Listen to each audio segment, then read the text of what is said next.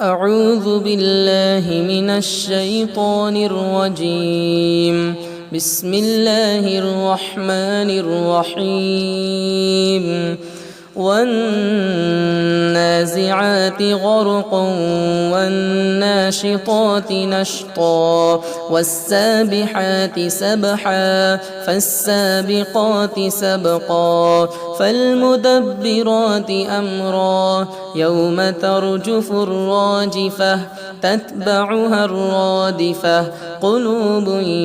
يومئذ واجفة أبصارها خاشعة يقولون أئنا لمردودون في الحافرة أئذا كنا عظاما نخرة قالوا تلك إذا كرة خاسرة فإنما هي زجرة واحدة فإذا هم بالساهرة هل أتاك حديث موسى إذ ناداه ربه بالوادي المقدس طوى اذهب إلى فرعون إنه طغى فقل هل لك إلى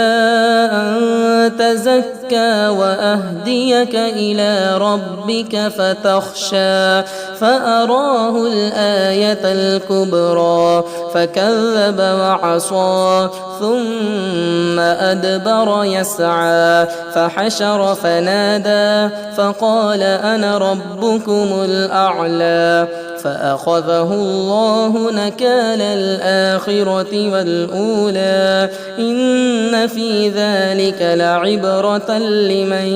يخشى أأنتم أشد خلقا أم السماء بناها رفع سمكها فسواها وأغطش ليلها وأخرج ضحاها والأرض بعد ذلك دحاها أخرج منها ماءها ومرعاها والجبال أرساها متاعا لكم ولأنعامكم فإذا جاءت الطامة الكبرى يوم يتذكر الإنسان ما سعى وبرزت الجحيم لمن يرى فأما من طغى وآثر الحياة الدنيا فإن الجحيم هي المأوى فأما من